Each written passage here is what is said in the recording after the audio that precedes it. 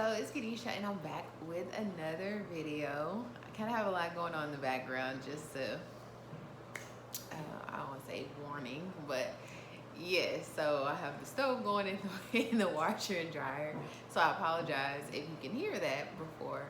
But as the title says, do you fear the Lord? And I would like to act like I came up with this on my own, but I did not.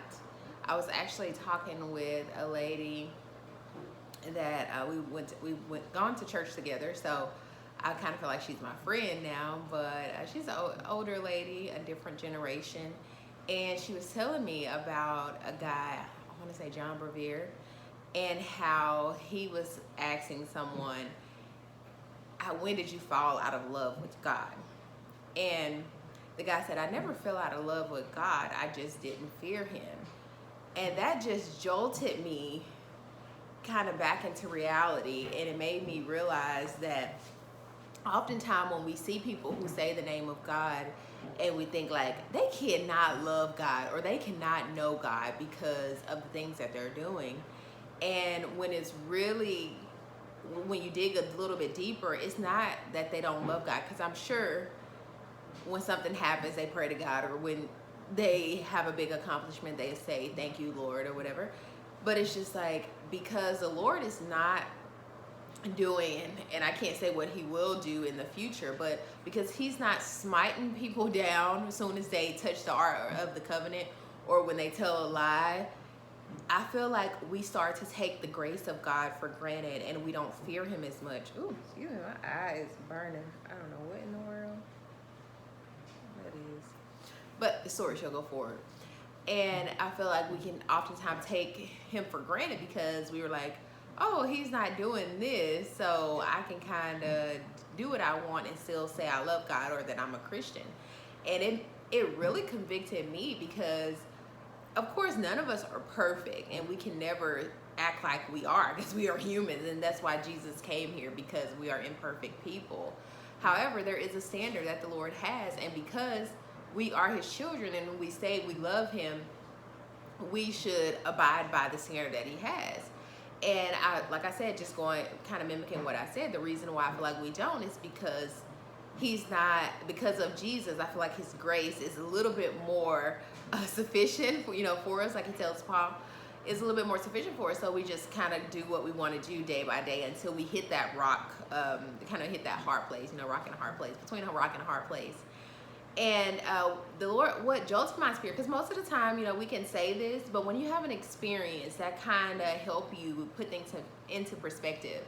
And so I was talking to my family last night, and I was telling them about my uncle, because he would let me start the car up, and I cannot remember, I was in elementary school, but he would let me start the car up and warm the car up, because he would take me and my little cousin to school. And we lived like right down the road. We could have walked, but we were little kids. So he'd, take us there. And he was a carpenter, and so he worked for himself. So he kind of, set his own hours.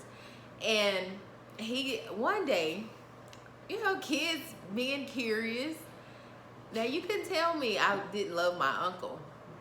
But he was, I feel like, most of the time you feel like the men are the disciplinary, but most of the time men just have to say things and it jolts you back into reality first. Is, when a woman, like, she got to get the belt because you ain't listening.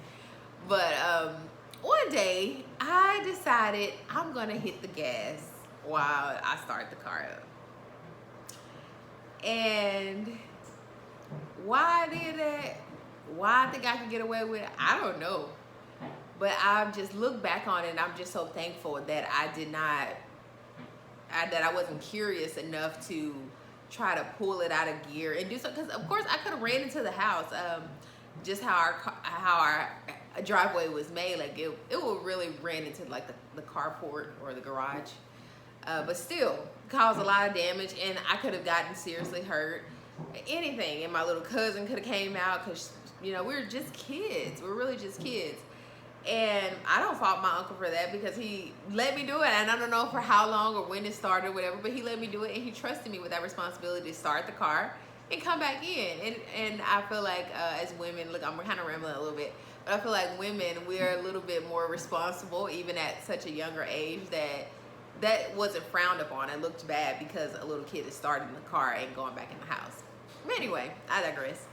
I went ahead and I pressed the gas, and he just was, and when I came back inside, I don't know if I thought he didn't hear me or what I thought. But I came back, he didn't run outside or anything. I guess he just like, you know, probably like, did this girl just do that? I came back inside and I can't even remember what he said, but I can still feel, and I am way over the 3rd grade, that feeling that I had when he told me like that was not okay. And basically like, don't do it again. I don't remember him saying don't do it again, but he had to tell me. First off, I'm caught. So that is just like, okay, I thought I was getting away with something. But then it made it seem like he's disappointed in me. And I don't know if he allowed me to keep doing it or not. I can't even remember. Because I'm telling you, I wasn't even scared that he would whoop me or anything. Because that wasn't the type of personality he had. Like, you do something, I'm going to whoop you. That wasn't his personality. It was just like a disappointment. I feel like I had let him down. And I felt that as a kid. It was so real.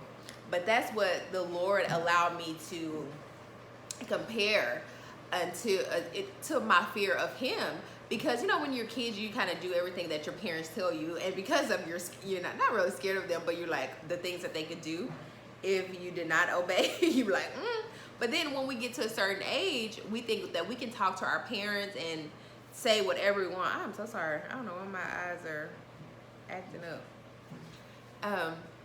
We think we can talk to them a certain way. We think we can do everything because we feel like we're at this age now. And I feel like that's the same kind of thing that we do in our relationship with the Lord. In the beginning, we kind of have this attitude that's just like, I want to please God, and I know who he is. I know what he can do.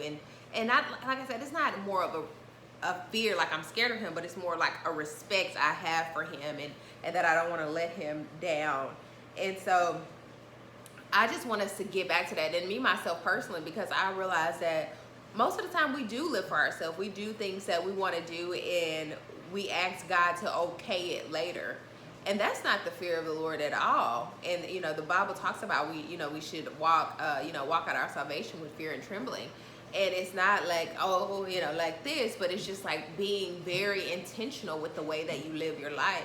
And I feel like we've gotten out of that because we are in a world where everything has become so normalized that you can do whatever you want and nobody frowns upon it, nobody says anything about it. It's just like, okay, yeah, they're doing it, whatever. And I'm not saying that we should be judging people, telling like, oh, you shouldn't do that, but it's just like we should be holding ourselves to such a standard that people realize it's something different about you and want to have that same difference about themselves.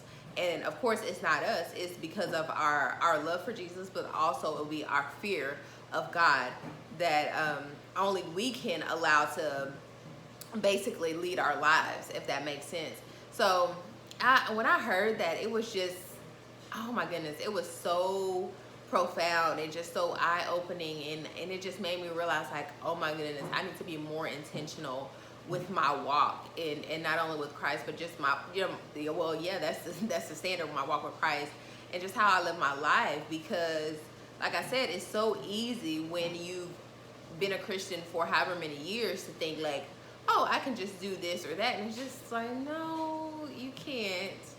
You should still have that same fire as when you first started your walk or became to know Jesus, for yourself, or accepted what Jesus did for yourself. And I think we lose that, and I just really feel like we need to get back to that so that we're able to see the Lord move in the way that he wants to move. So I hope this video encourages you. I hope it opens up in your eyes, in your heart, so that you're able to see if you're on the right path of fearing God and not just saying you love him with your mouth. Because like I said, it's not that we don't love God, but because we don't fear him, we oftentimes just do whatever we want to do and then think it's okay. It's like, yeah, I'm still a Christian, I'm still this, but it's just like, yeah, we really don't fear God. So thank you so much for watching this video, and like I always say, sea cambio que quieres ver en otros. Until next time, bye.